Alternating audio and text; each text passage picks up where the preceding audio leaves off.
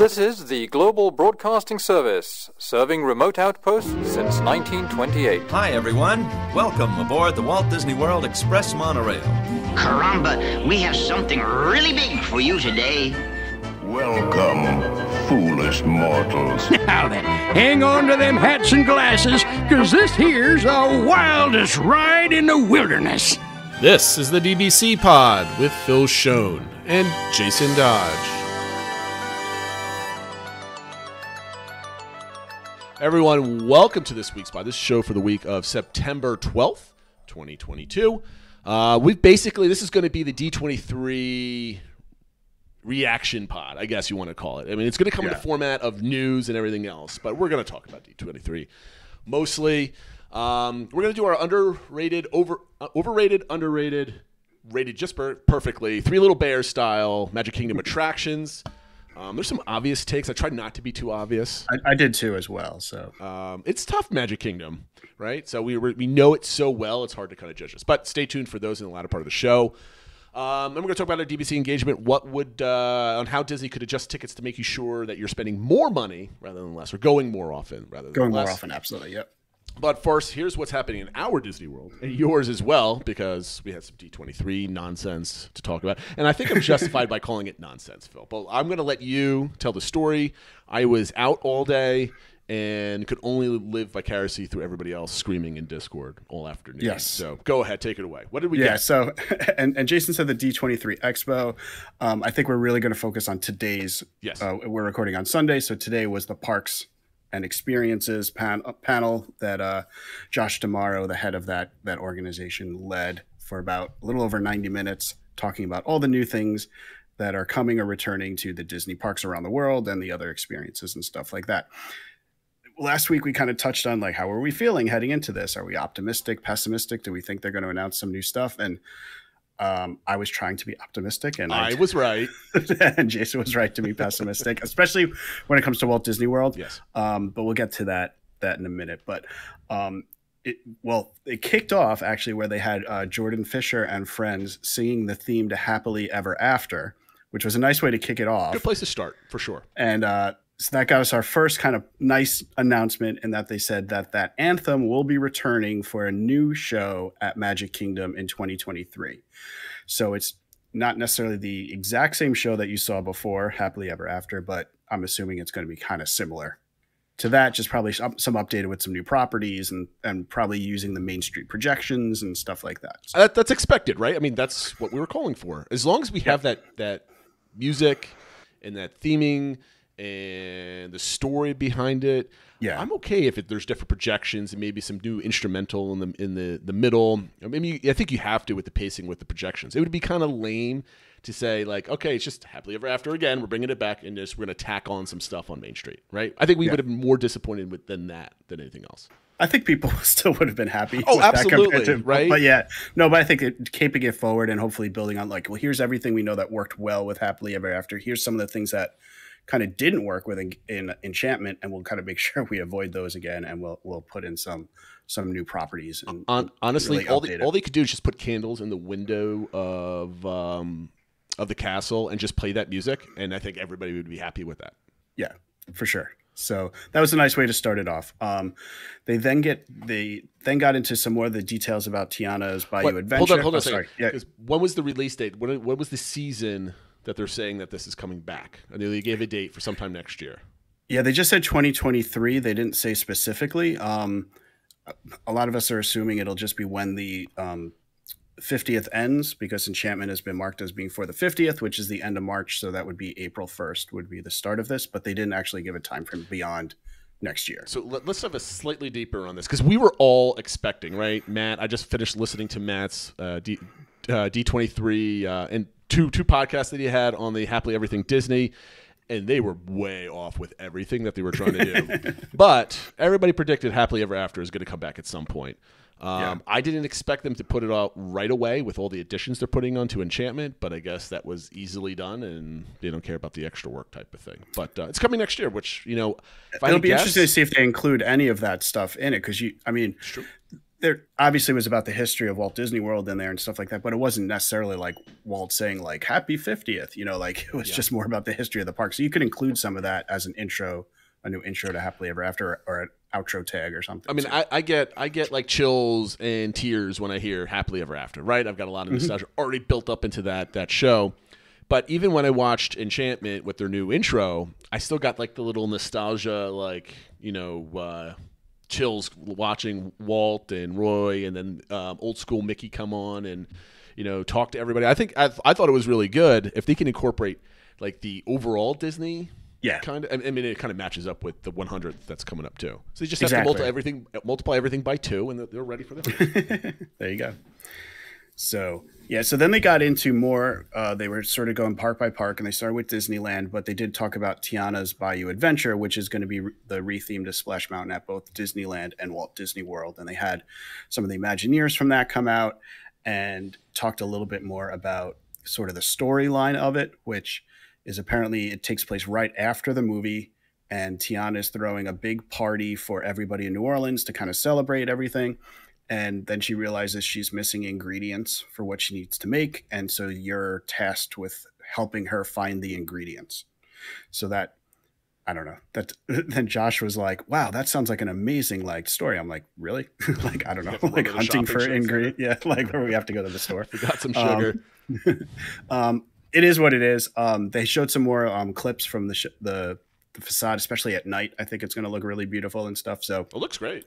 Yeah, and that was, excuse me, earlier in the expo, they had the model out and everybody was commenting on that. Obviously, that was all over social media. So it's changed a little bit from the initial concept art, but we'll see what it is. They're still targeting by the end of 2024 for that to open. At Disneyland, they brought out some people, including Jon Favreau, to talk about Star Wars and Galaxy's Edge. And in there, they announced and they brought out that the Mandalorian and Grogu will be meeting there.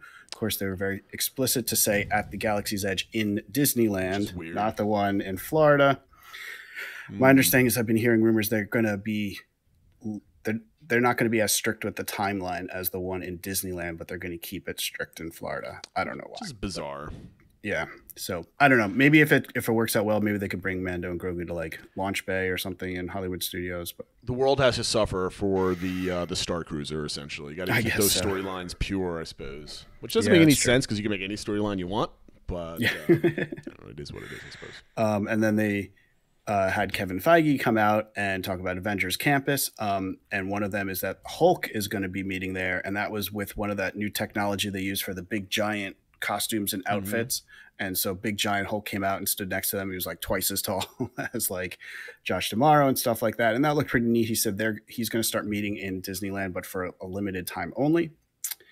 But they also talked about the new attraction that's going to be coming to Avengers Campus. There was always supposed to be a third attraction. It was going to be an e-ticket level attraction that was a Quinjet.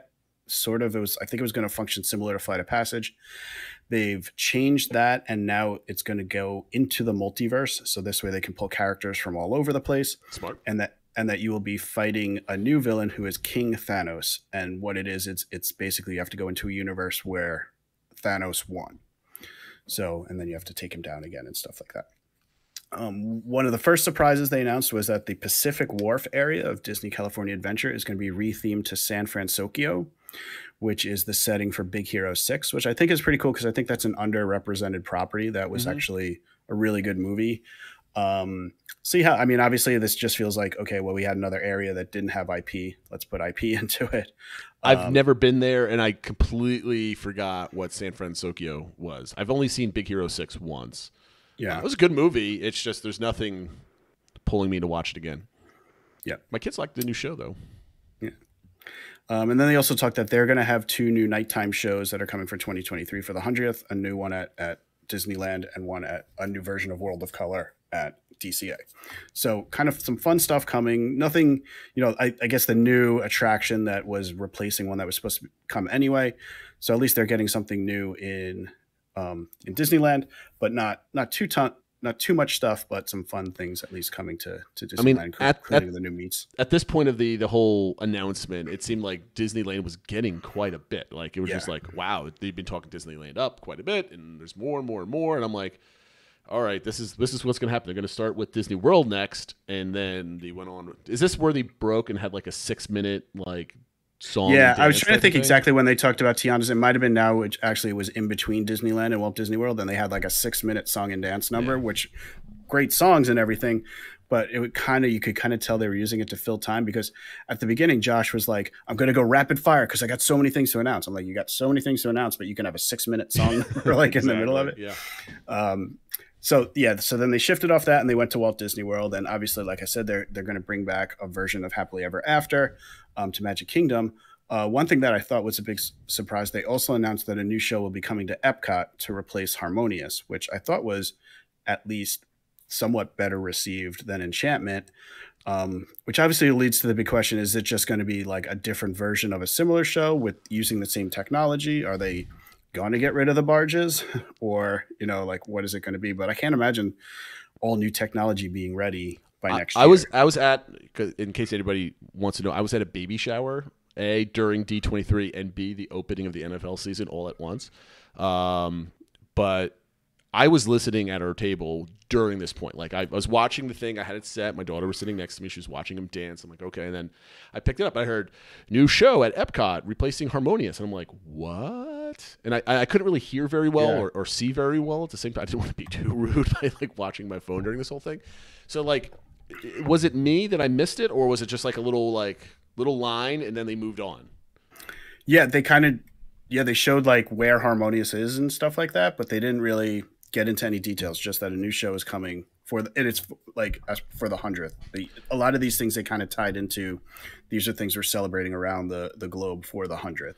So to me, it's just like they're just going to put like a reskin on most of it, and nothing's changing with the barges. But like obviously everybody's like, oh, they're getting rid of the barges. They're gonna. I'm like, everybody, calm down. They're not like getting rid of them after a year or so.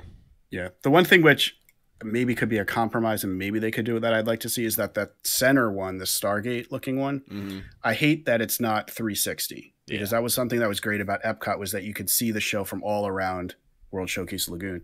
So if they could replace that with something that was more equal views all around.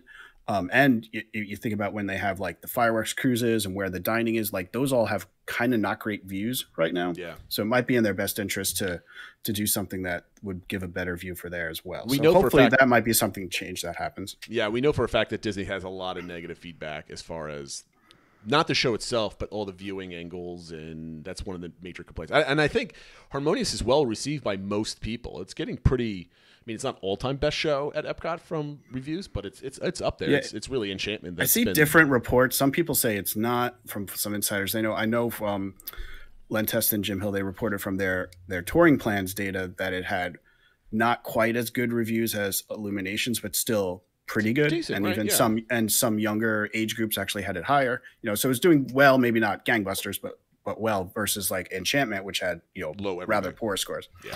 But I don't know, like you said, maybe there are getting other feedback that with the viewing angles and stuff like that you said, so they feel they have to change it. I think the one thing I would like, I mean, we talked about this with Harmonious forever ago. The viewing angles is the one change, and I think the way they end the show needs to change. And that's relatively simple. That's just new narration, right, at that point. Mm-hmm. And it would be really cool if somehow they can tie in the color changing and a big overarching firework or something to go with Spaceship Earth and kind of tie that all together once they get some practice. I actually probably wouldn't shoot a firework over the park like that, but maybe something, I don't know. Yeah. So, I mean, I haven't been shy to say that I really like Harmonious. I think the storyline does fit well into Epcot. So if they just do Harmonious version 2.0, even if they give it a different name or whatever, but it's still kind of similar, that would be fine by me. They then led into what I think was the biggest tease of the event. It was amazing. Was that Josh starts talking about a character in Epcot that everybody loves, and obviously he's getting at that it's Figment, and everybody's like, oh my God, they're going to say it. They're going to redo the ride. Yep, that's what I was thinking. And then he announces, and it's so great that this character you will get to meet next year in Epcot, that they're bringing back the character meet. We don't know the details of the character meet. It's been in different forms over the year. There's been Finkzilla, which was the big giant costume version of him. There's also been with the Dream Finder, where he holds him out like a puppet. I don't know. Maybe they'll use more robotic version of him that goes. I don't know. Does it really matter? It doesn't really matter. I mean, obviously, I'm wearing the shirt and drinking the cup. I'm a Figment fan, so I'm glad this got me excited. But it was definitely a letdown from where we thought it was going. But you're not a meet and greet kind of guy, first of all, right? Like, it's great you get a picture with him. Okay, it's fine. You're going to do it anyway, at least once. But like, you really want that change. Like, you have an opportunity. Like, the popcorn buckets sell out completely. Like, you can. But they're not going to spend the money to do it. And I just had to laugh at everybody's reaction in Discord. And I'm like, here it comes. And it's just like, just the whole screen just started going by of everybody just laughing and just like being sarcastic. It's just like, it's classic Disney right now. It's like, let's hype up churros, right? Like it's the churro announcement of last year.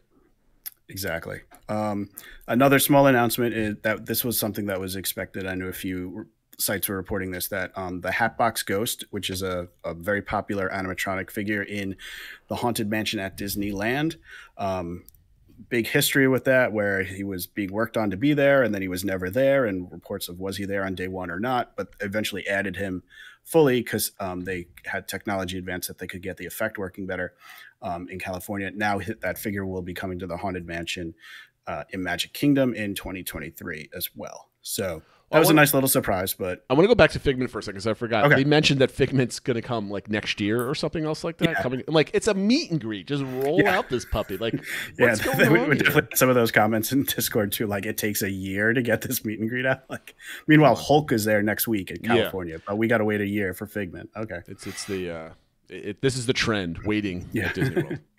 Speaking of waiting, Josh then moved on to talking about Tron and talking about how he has the best job in the world, and he showed footage of him riding Tron and how hold on a second. Hold on. Yeah. So like he's building up like Tron, like he's building up something. I can't wait for you to see it. And it's like Tron. I'm like, oh, they're gonna finally announce it. I didn't really care when it was gonna be, but they were gonna. But look, I got to ride it, and then it was like a 5-hour clip of him riding this ride. It's just like, I don't care about you riding the ride. Like people can see people riding the ride at the parks right now. Like, don't rub it in our faces. Let us ride it. And it's just like, to me, it was just like, ha ha, I got to write it, and this is coming out in 5 years. Ha ha ha. Yeah. But no, he announced the season. So he started by saying it's very close to being ready. He got to write it, and it is coming. It will open in spring of 2023. Yeah. Which keeps, I guess, unless it opens by the end of March, which I guess is technically spring, but it ain't opening during the 50th. So I mean, that's a missed deadline in my mind. And I don't know. That's, like you said, it just felt like rubbing it in. Like, okay, and you guys are going to have to wait another 6 months, but I got to write it because I have the best job in the world. I mean, you knew it wasn't going to open anytime soon. Like, the window for being sure it was going to be open this year was gone once you saw, like, the grounds aren't even, like, ready to go. Like, the cement hasn't been poured for, like, all the ramps and the walkways. Like, that's I don't understand why it's taking so slow to pour cement, but I don't get it. I don't know. But obviously we both have December trips. I think at least we were somewhat optimistic or like hopeful that it might have been open. At least I was. I do have to say, at least now we know for certain that we don't have to worry about there being, soft openings or anything like that. It's just, I was optimistic maybe 4 months ago, but as the summer ended, I was becoming. I kept going back and forth. Like, over time, I was like, I went from being optimistic to like no way to like it's definitely happening. Speaking of things pushed out to 2023, also going back to Epcot, Moana, Journey of Water, and as well as the rest of kind of World Celebration, the center part, they said that will be finalized late 2023. So basically, we've got at least another year of construction walls in Unbelievable. Epcot. I mean, like, they should be like, I understand like the roller coaster. I don't understand the roller coaster taking forever. I mean, but that is what it is, right? It's complicated. Yeah. There's things to test, that COVID, all this other stuff. But Epcot being a construction zone for another full year, that's absurd. I mean, they really need to be ashamed of themselves that they can't hire enough construction workers to lay cement and plant like shrubbery. I mean, it's not a ride; it's a walkthrough with fountains. Yeah, I mean, what are they doing? And I think that's a lot of the sentiment that by this point in the presentation was really coming out, was just like, you guys, they built all of Disneyland in a year and you still need another year for like some cement in there. Like, you guys do realize there's roller coaster track already in place in Epcot Epic Universe that you like down the street. Like it totally seemed like they're unaware that there's a big competitor down the street that's about to open a new theme park. I mean, there's just like, there were yeah, we'll have these things open next year. Yeah. Well, I mean, like I think they're trying to push out and cleanse the 50th. I mean, I get like the short-term strategy, like just people are still coming. We don't need anything to pull people in. If we get soft next year, this might pull people. I mean, I think that's dumb, right? At this point, you're just looking stupid. However, you've got Epic Universe opening up. I don't think they're trying to answer to that whatsoever.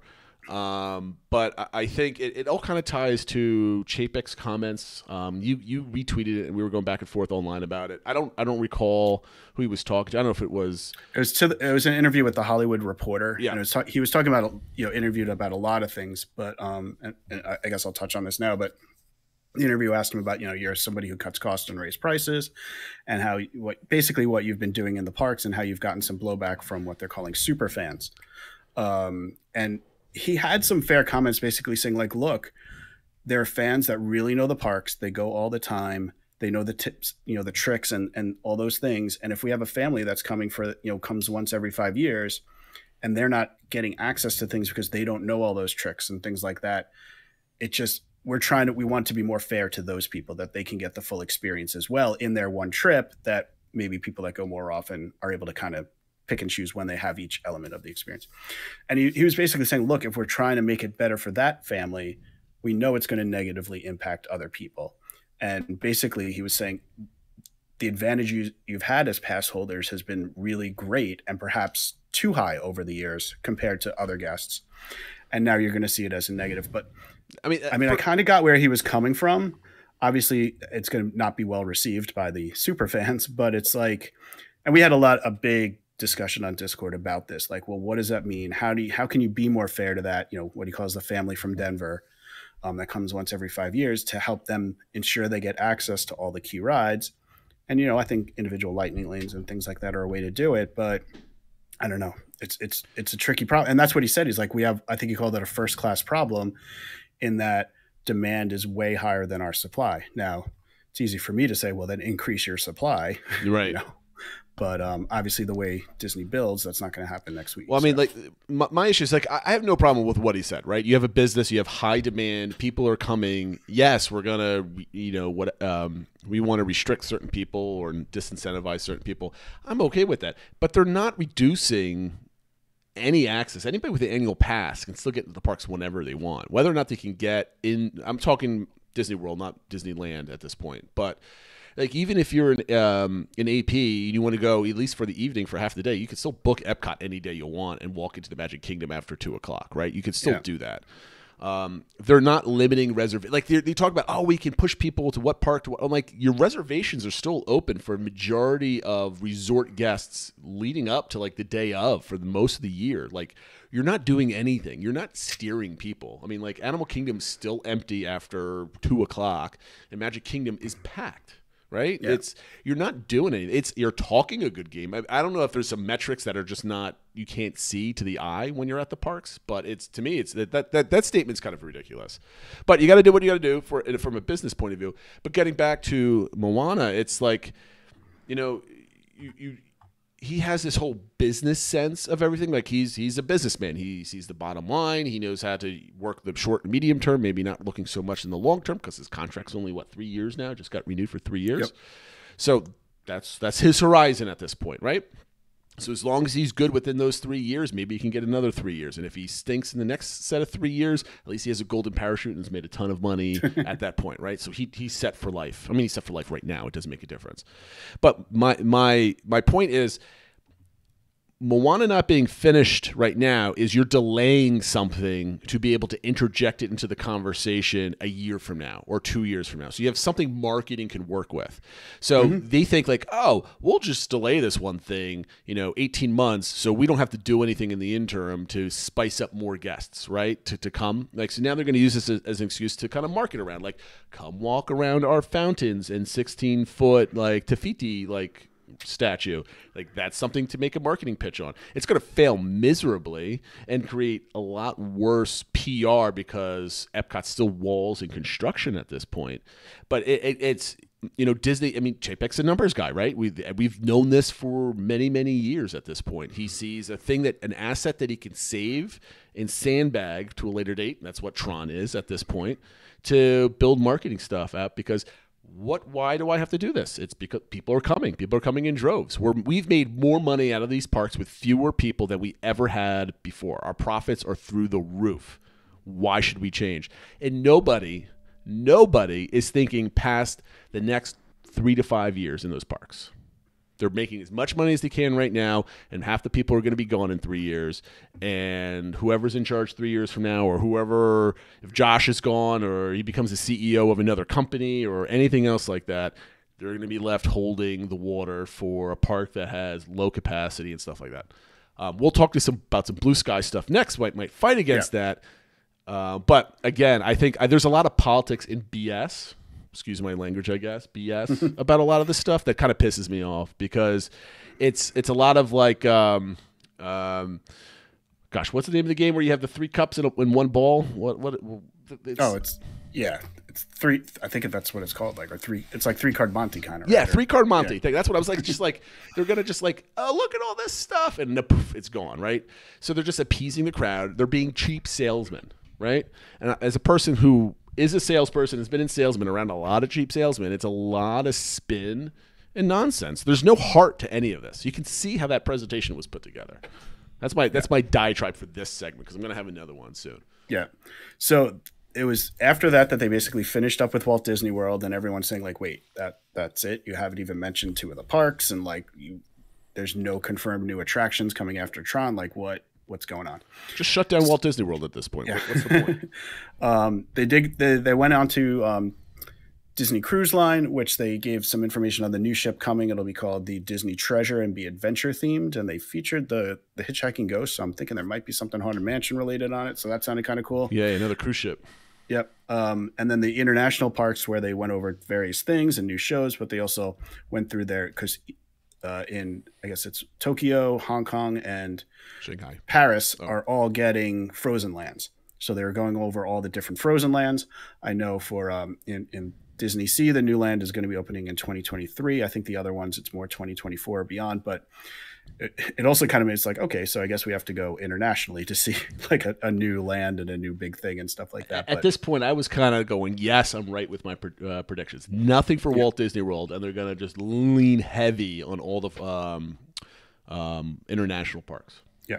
So we're not going to get into the details of them too much because we're not experts on that area. You know, if you want information on the Japanese parks, follow TDR Explorer and stuff like that. He has tons of great information out there and makes me want to book a trip to Tokyo. Absolutely. But anyway, but then they did end with wanting to talk about what ideas they have for the parks in the future. And Josh repeatedly was saying, this is blue sky. This is like things we throw around, just ideas. And they called out, a few different people from Disney Animation and from Imagineering, and they kind of put up, talked through different things. And the 2 areas they were talking about is replacing or changing Dino Land in Animal Kingdom.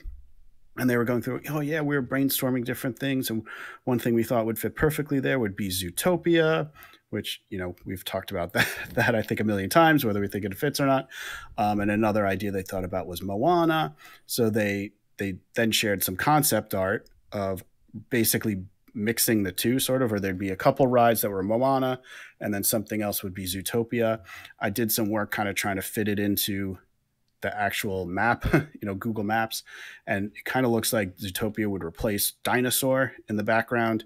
And then, Chester and Hester's would be where the Moana section is. I mean, like, you did a pretty good job. I mean, like, it's basically from the concept art. And if you haven't seen any of this, it's all over social media. You just have to go to WDWNT or Blog Mickey. They all have the same concept art out there. So it looks like as you walk into the land from like where the spin ride that's a Triceratops spin. Going up the stairs is where Zootopia is, like off in the distance. You can tell by the concept art. You can just have to go up, and it's kind of some stuff back there. It doesn't look really Zootopia to me, other than maybe some structure in the front. It looks more like rock stuff and and there's the different regions. You can see like the rainforest region to the right, and like kind of the city and is in the center and stuff. So I don't know. They talked about visiting maybe new areas and stuff, but yes, I mean, this is, like they said, very blue sky. This is not something concrete. Yeah, I just find it funny. I'm like, oh, I knew they were going to talk about Animal Kingdom. I thought it'd be a little bit more definitive of what they're going to do, but now we got some pretty pictures. It looks great. Don't get me wrong. I would love, the whole Dinoland get out, and you have a Moana land. That's great. Why the Moana land looks really nice, and it looks like some sort of boat ride, almost like a mini Splash Mountain type thing. And so, yeah, I mean, that would be a really nice, visually at least, a very nice addition. Yeah, I mean, I think kids would spend all day over here going on a couple of these different rides and whatever, I'm assuming they're using the same ride vehicle for Dinosaur. They're not throwing that thing away. Right. But, no, I think it looks great. I think I saw on Discord some people were saying that there's been some more rumors on this. WDW Magic was at least somebody TOT Bellhop at least was one person that said from his sources of the two, and we'll get to the second thing they talked about, that the updates for Animal Kingdom are much closer, and perhaps this reveal is even them kind of greenlighting it, and that it has a projected opening date of 2025. So if that's true, then that's great.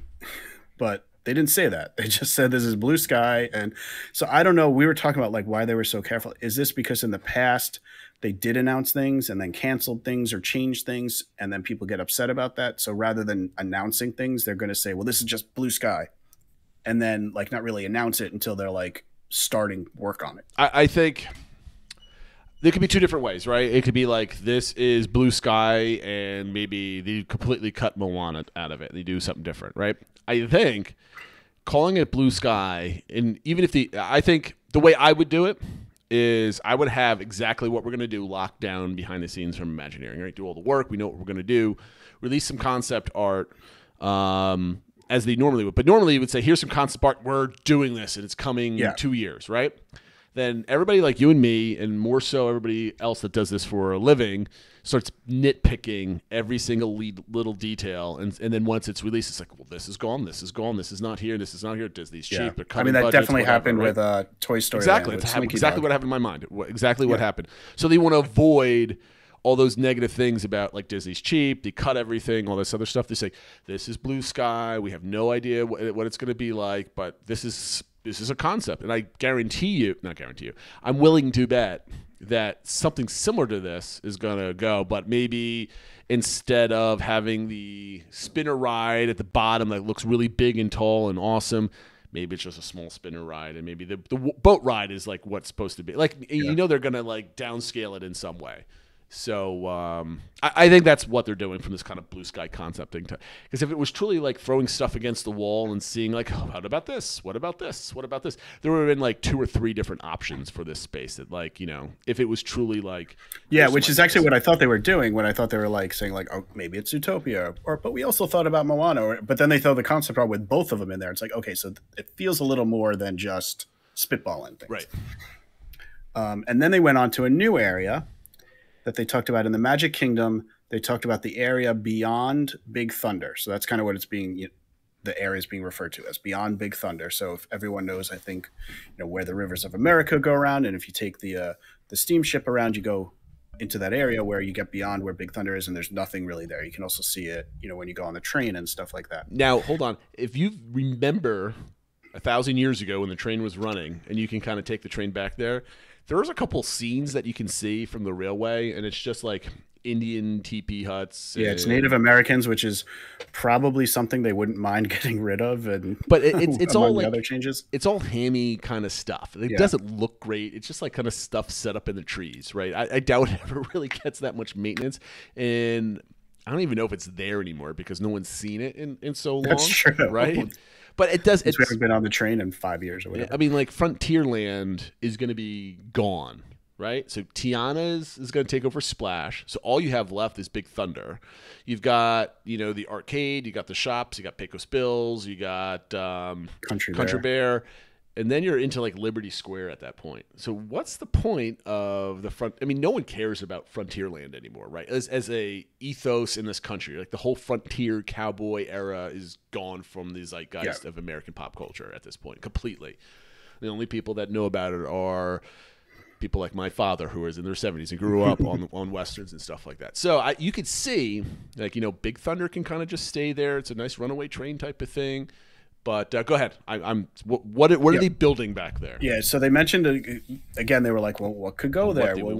Yeah. So they talked about, and the first property they mentioned was Coco, and they talked about walking into the village, and there could be a celebration and that sort of thing, and there could be an experience where you meet the family and things like that. Blah blah blah.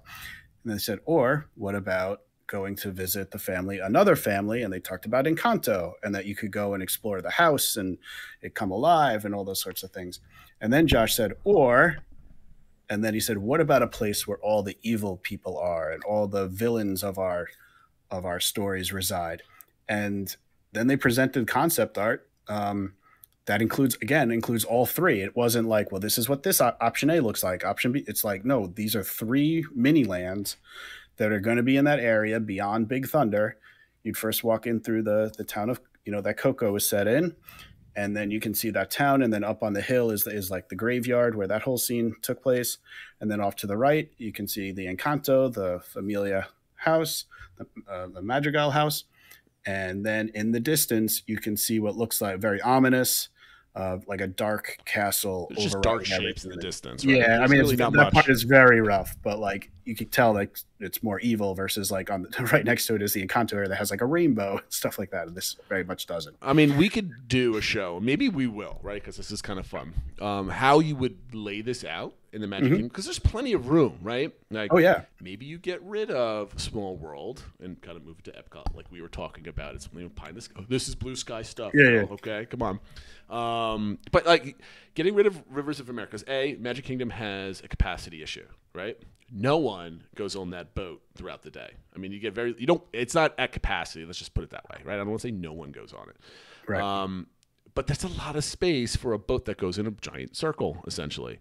Tom Sawyer Island is closed more often than it's not closed more often than not, and again, doesn't see a lot of people. So I've always said that's a great place to just stick something else in Magic Kingdom. This has to be more exciting than anything else, just because I don't care what they put in here. God knows if they're putting Encanto and Coco and villains, right? All these, people have been asking for Encanto stuff. No one's really been asking for Coco stuff other than shoehorning it into a country and Epcot. But people are talking about a villain's fifth gate forever at this point, right? But what excites me is there's talk somewhere about massively expanding Magic Kingdom, which really needs that capacity. Not only do they need the capacity for rides, they need more space for people to walk. So if they give, like, not just like adding another show building like Tron is just kind of stuck on the side for people to just walk to, right? If they're building, like, 2 mini Toy Story lands in a villains area or whatever the size is over the next 5 years, that's what that park needs. And more shops and restaurants that get tucked away in there, and just more places for people to walk and be, right? I don't think this is going to make Magic Kingdom more crowded, because I think it's near capacity regardless. I think just it's going to spread people out throughout the whole park, which is going to be great. And it really needs it. And what gets me really thinking again is that they're actually actively thinking about adding to Magic Kingdom, not replacing, not redoing, but adding real estate, which hasn't been done.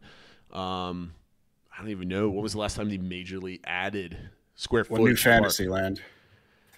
But they replaced a lot of stuff, and they reused the real estate for things, right? It wasn't like a giant ad. I mean, Storybook Circus, yes, a little bit, but like if it's anywhere near the scope of this is the biggest addition to the park. I mean, this sounds like bigger than New Fantasyland. Right. I mean, New Fantasyland was, they added some stuff, yes, but like again, it was the same area where people were still playing in for the most part. Anyway, I mean, maybe I have to go back and look at the before and after. I mean, New Fantasyland definitely added some space and added more capacity and stuff like that. I think this would be more than that, because you're right, it did replace like Toontown and stuff like that, or whatever, Mickey's Toon Fair or whatever it was. Whatever, yep. So yeah, this is completely new versus somewhat new, but yeah, we'll see. And there's some chatter that they might add more like a bridge across the river, and they would take out having any boat traffic on the river, but still leave the river and stuff like that. I don't know. Obviously, these are way, way off. I mean, this is like, but it's just 10 years away, if I had to guess. Yeah, and I don't know. It was just interesting to see the reaction from it because it just kind of felt like, well, here's a whole bunch of cool stuff that probably is never going to happen. Yeah, whatever, but at least that's how it was worded, right? And I don't know. Maybe you can get away with that if you had also said, here's a concrete new thing coming in 2 years, But it kind of felt like, well, that's all we're getting then? Like, is maybe some stuff you've sort of kind of thought about? I don't know. Well, I mean, that's a good point because that was my initial take, and I was just laughing at my seat thinking like, yeah, I sounded excited about the Magic Kingdom update, but I know it's not coming. But like here we are, it's D23. This is huge, and it's just like we get a redo of 2 fireworks shows, new animatronic, and some splash meet art Figment for and a new meet and greet, and it's just like, oh, and here's some art we think that's really cool. Let's get excited, everybody. And it's just like, that is nothing. That's a big zero. It just kind of had that feeling of they finished their presentation and they were like, this is not enough, and we're presenting tomorrow. Yeah. Like, what else can we talk about? Let's bring up some plans. What do we got in that folder? Yeah, what do you got going on there? That's when I said before. It's kind of like the shady salesman approach. It's like, or like the 10-year-old that needs to finish his book report, so add some double space and that's what somebody said. It felt like double space 24 font. Yeah, exactly. So I wasn't impressed at all with everything. If any of this stuff comes to fruition, or maybe they're saving it so the big anticipation comes with, Epic Universe almost opening, and then you need a conversation to kind of bend towards it. I don't know, but yeah, I mean, I don't know what their strategy is with it. Is it just we're just going to do our thing and not really worry about it? And you know what? If people get excited about that for a year or two, great, and then we'll have some new stuff afterwards to get those people that are now coming to the area to come to our park. Like, I don't know what the strategy is. There is no strategy, but it is what it is. Now, the one thing I did want to mention was while this was going on, one of my friends, Mike, who we had on our show, starts texting me. He's like, "Oh my God, look at all this stuff from Disney. It's amazing. They're hitting it out of the park." I'm like, really? Because we're all like complaining about how sad this is. Yeah. And he's just like, well, I didn't know about any of this stuff. And like, so this is all cool. And like, everything looks amazing. And I'm like, what was cool? Was it the art at the end that he was getting all excited about? It was even before that. Even just like seeing like Tron and seeing Moana and seeing like the new nighttime shows. And I mean, I guess that he was lumping it in with even seeing the Disneyland stuff and that sort of thing. So he was just kind of saying everything. I don't think he knew that much about, say Tiana's Bayou Adventure. So he thought that looked great and stuff. So it did kind of make me think like, yeah, we're kind of not impressed, but are the more casual fans, is this enough for them? Enough for them to be excited? And like you said, is this why Tron's in 2023? Because that's the big thing for the 2023 marketing campaign. And that's enough for the people that come every 2 to 3 years and haven't been on Guardians and haven't been on things, And that's why Chapek he doesn't want the super fans going back, because we're going to go back anyway. He even said that we're always going to go back anyway, right? And we probably are, but I'm not spending as much money as I am this year on that. But he just needs one little new thing to get the casual person or the once every 5 years be like, oh, look, there's a new roller coaster. Let's go down this year. Oh, look. Yeah, we haven't been in a while. Oh, look. Oh, I didn't know they added that too. Like, oh, there's a bunch of new stuff. Yeah. I mean, he's right. Like, that'll probably be enough until they start seeing people, instead of spending 5 days, they spend 2 because they're spending other 3 going to Epic Universe, right? Yeah. That's going to be the big thing. And is it... Okay, well, Epic Universe just brought new people down, so now there's a bigger pie. Nah. So even if Disney's slice is a little smaller, it's still fine. Like, I don't know. It'll be really interesting to see. Hopefully, some of these blue sky things, they are at least prepared to act on if they need to. But the only thing with anticipate, like, I think the idea that because Epic Universe is coming, that's just going to bring more people to Orlando. People still have finite money and finite time. Right? If they're coming to Orlando, they're coming for 5 days or 4 to 7 days, most likely, right? And if they're coming down for Orlando, does that mean they're going to spend one extra day at Disney? No, they were probably coming down anyway. And Disney's got enough people as it is coming down. I don't think they need. I don't. I just think didn't know if they're there gonna are any people that are like, well, I'm not a Disney person. Oh wait, they're building. It's going to have Nintendo Land, and it's going to have this, and now there's rumors it might have Lord of the Rings Land and stuff. Like, I'm going down for that. Oh, while we're here, I guess we might as well check out Disney. I don't know. Yeah, but I guarantee you,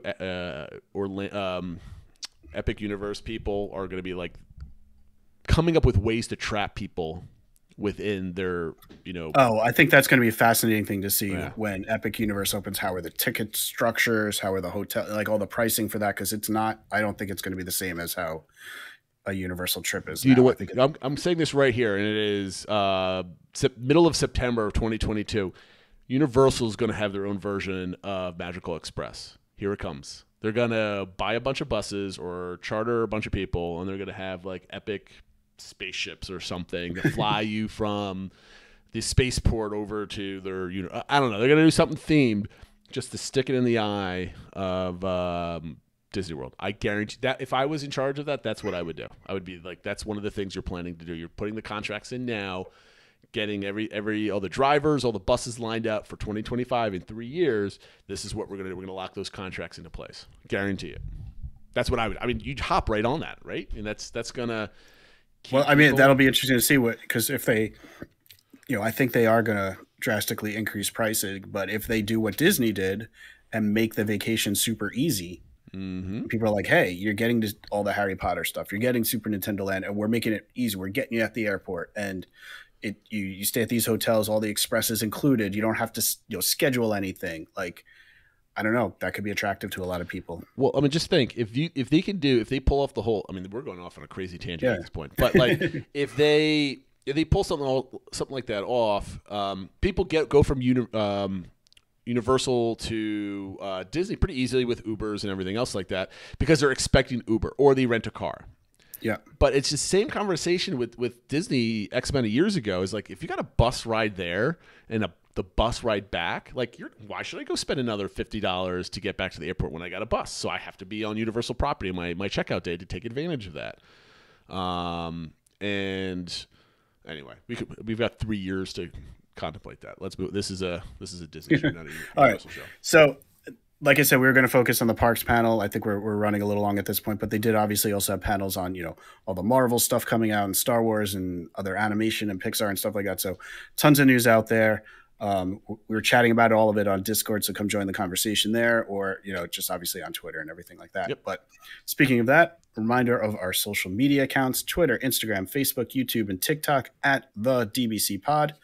And we did want to welcome a new Discord member, Trads, and also a new YouTube subscriber, Theme Park Cody. So welcome, guys, into the community. Yep.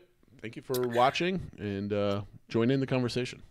And Disney Comeback Index, not too big of a change. It went up from 88.23 to 88.35 as they announced that their Donald Duck and other character meets have returned to Dinoland, ironically to Dinoland, as we were just talking about getting rid of it. And they just fixed the fountain or something, right? Yeah, exactly. So we'll see. I mean, obviously we're still waiting for things like Phantasmic and stuff. I think that was another thing that sort of annoyed people. We didn't get like a date for Phantasmic returning. We didn't, there were a lot of things that we thought we were going to get some dates for. We got I don't think we got any concrete dates. So sorry, going back on a tangent, but hopefully we'll hit that 90% threshold shortly. We'll see. All right, we're going to do DBC engagement. We got the under-overs. And this one was pretty good. I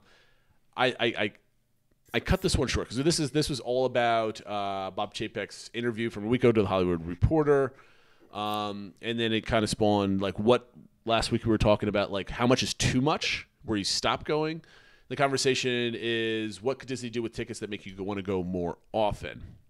And the community had some really good stuff. For me personally, it's just about ease of access. I would do like an annual pass, but like make the annual pass cheaper to go, and I'll book more times. Like if it makes sense where I can go for a week in like the spring and a week in the fall, and it costs me slightly less than buying the 2 ticket packages outright, I'll buy that annual pass, and you'll guarantee that I'm going for 2 trips because I might book 1 trip, say, let's go in the fall, and then cancel it, going forward. But like, that's the only thing. It's just all about money, right? So make the annual passes easier for me. There's not much else that they could do, in my opinion.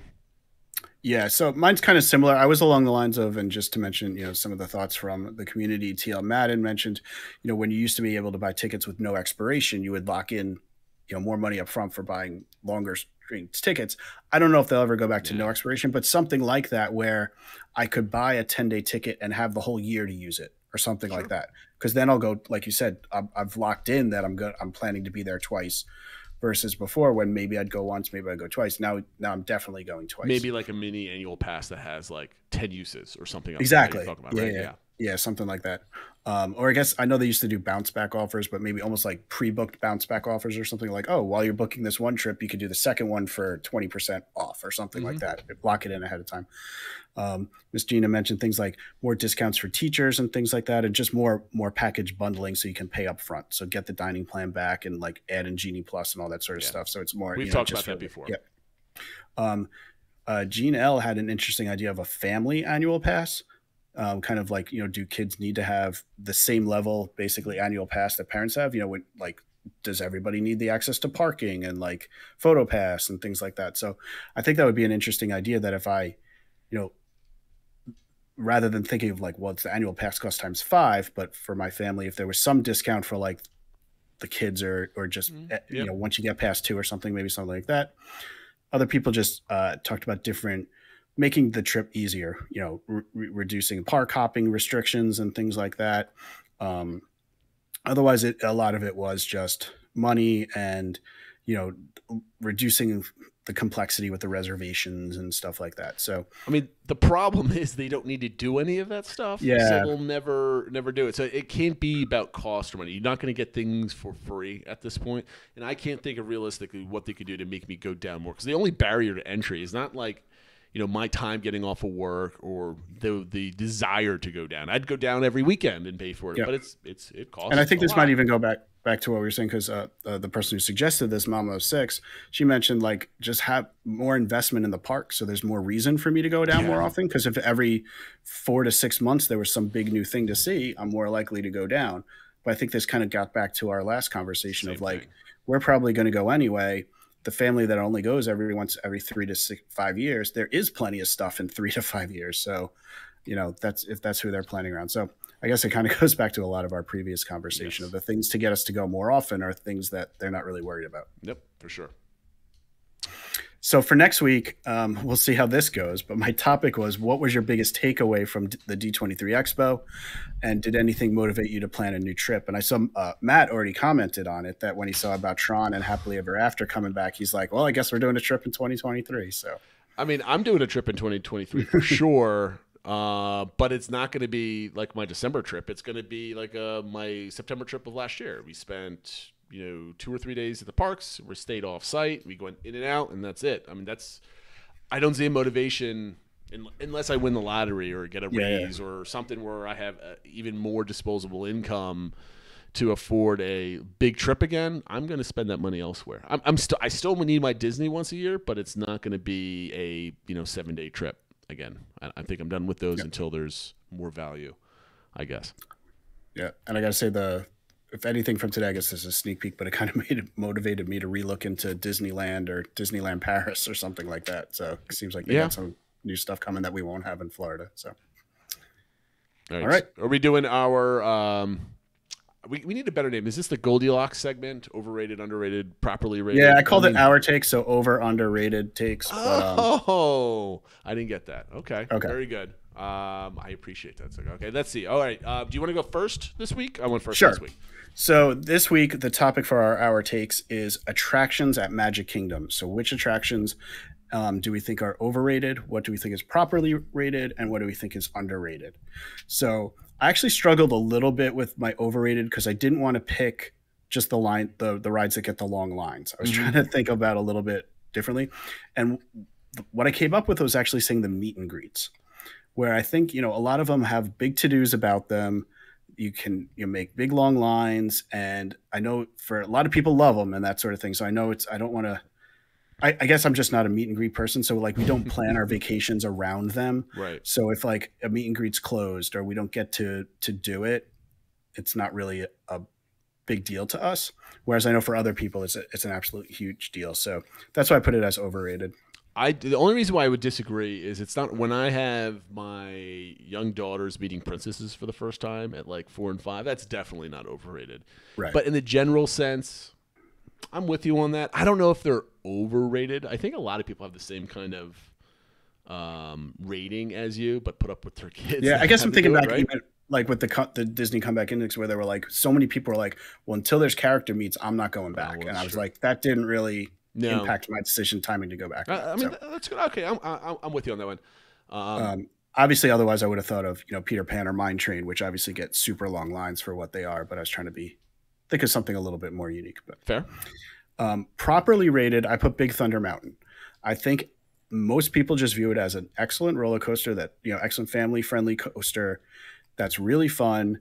It's not the end all be all, it's not something like Velocicoaster or something like that, but it's really well themed and a nice coaster, and kind of one of those things that, if you're bringing somebody for the first time, you're going to want to bring them on, but it's not, the same feeling as like seeing the castle for the first time or whatever like that. So And I think it most never people gets view the it longest lines either, but it It's always usually has good lines. back in the day, it was relatively easy to get a fast pass for it, later in the Yep. day and stuff like that. So that's why I kind of thought like people really like it, but it's not, they don't go crazy to make sure they get Over on the it. summer, I was able to get Genie Pluses for this, or potentially, towards the middle of the day. And I think this is a pretty good call, because I think a properly rated ride never has very long lines. It has never very short lines. Yeah. On average, right? And this Thunder Mountain gets its due. It's never like a 90-minute wait, but it's never like a 10-minute wait either. Right. And then for underrated, I actually put Under the Sea, The Journey of the Little Mermaid, which I think is just a really solid dark ride. It's just not a classic dark ride. Yep. So I think people don't think of it in the same light. But, it's a people eater, very efficient lines, tons of animatronics in it. Some of them are really high end. Some are, kind of the more basic ones. Has some cool, fun effects. Like when you go under the water, they use the lighting and stuff like that. Obviously great music and stuff. So I just think people don't give it its due as a really well done, simple dark ride. Yeah, I mean, you are right. People kind of forget about this ride and just take it for granted that it's there. And when we went our last trip in 2019, when the last time with fast passes, we were able to go on this thing like 3 or 4 times. Yeah. And when you've got little kids, that all the songs, the bright lights, and the bright effects, they love it every single time. They can sit on. This is the type of thing like they could sit on like a million times and have a good time with it every single time. So I'm with you that it's underrated. I wouldn't put it up there for my underrated. I think this is like, if this was, I would put this as close to properly rated while still being slightly underrated, if I had to kind of put a metric on it. But it was a good call. It's a good call. Okay, so for my 3 overrated, I have 2, right? I have like, I've said the most overrated ride in the park has always been Peter Pan. I keep saying that all over the place, and that's an easy answer, right? Right. It's just because regardless of the lines, I don't get the demand for this ride whatsoever. I think as a dark ride, it's pretty poor. It's like, it's not very, like, I think the line is better than the attraction itself. And the only thing people love about it is because you fly over things. So it's like a different kind of effect. That doesn't really impress me. I don't get it, right? It's pretty short. There's no real cool effects, and it's like a lot of little models, and that's basically all it is. But my overrated for this one is Dumbo, right? I think it's overrated for one reason only. It's because if you threaten to take this out of the park, people will have a conniption and go nuts, right? It's like, oh, how dare you take away Dumbo? It's like, well, it's a spinner. Like, get rid of it. Like, it's fun. It's a tradition of our family. We've got videos and pictures of the kids on it for the first time with each one of them. So, I love the ride from a nostalgia purposes. The kids love the ride also because it's got the jungle gym inside and all that other type of stuff. But I think it's way overrated. I think people have tied too much to it. So, like, if they would ever go, some people are like chaining themselves to the attraction for a spinner. So that's kind of my take on that. Going on to properly rated, I think Pirates and Haunted Mansion are properly rated. They're the marquee dark attractions for the park. They always have, Haunted Mansion more than Pirates, have longer lines, but most of the time, you never get angry waiting 30 to 40 minutes to get into Haunted Mansion or 20 to 30 minutes to getting to Pirates. It pays off. You enjoy it. And you get medium difficulty to get lightning lanes or fast passes for. It's hit or miss depending on when you go. So sometimes it's busy, sometimes it's not. So that's kind of how I gauge what properly rated is. And you're never disappointed that if you happen to miss it on your trip, but you're always excited when you get on it. That's kind of how I feel about it. And my one underrated attraction, and I've got a separate take for this one. And bringing up Mike, this is what I was actually thinking about when I was thinking about this question, is Splash Mountain. Everybody looks at that attraction as that last, drop, right? This is just a drop ride. It's a log flume, whatever. And what I think, but people completely ignore, other than the veterans that go on the ride all the time. I'm talking about general public. It's a long ride with awesome, it's an awesome dark ride, and it's like 5 times longer than Peter Pan, and it tells a good story. Like, you don't see that in like log flume rides, and that's why I think it's underrated, because people go in thinking, oh, this is people always go when they go all the way up finally, and they take that little first, like, it goes up, is that first little dip that's like only like 4 feet. They're like, okay, here it is, and they believe that they're just going up the mountain. They're going straight back down, right? It's like, no. You've got about 4 more hours of going through the story before you get to that drop, right? And I think that's the underrated part. And Mike was even talking about that, right? And then Matt's friend, I think his name is Steve, one of his buddies that they went down with, his favorite ride was Splash because it took a long time to get through. So that's my...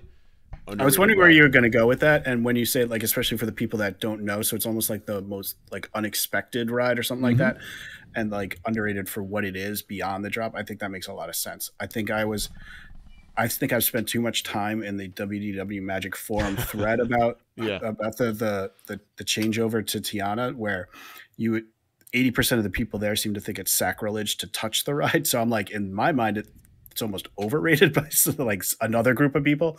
But like from your standpoint of people that maybe haven't ridden it and don't know what's in there, it's probably going to really exceed their expectations because of what the dark ride component to it. So absolutely. And what I'm really looking forward to with the redo is Imagineers are going to have a large canvas to tell a really cool story throughout that whole ride. And that's what I'm looking forward to. Yep. Just hope they stick the land. God help us. I hope so too. All right. So we just hit the 1 hour mark. We might be a little shorter than that. I think this is a good place to end. I know you've had a question to ask me anything for a couple of weeks now, but we're going to save it once again for someone else. I don't think that is it's not super time sensitive. It's not time sensitive. Well, not time sensitive, and I don't think people are watching this show for our Ask Me Anything takes.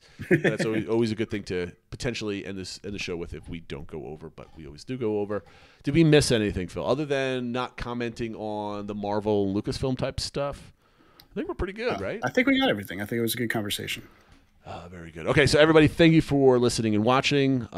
This is our first time back on YouTube, so thank you for your patience. It's been, 2 weeks since you... When did you do your solo show? So we missed 2 weeks. We did the solo show, and we missed a week, and when we did the audio week. So I don't think everybody's unfollowed us. Like, these guys haven't posted anything in 3 weeks. Oh, we'll just undo it. So, but yes, thank you for listening. Make sure you like and subscribe. Hit that heart button, and...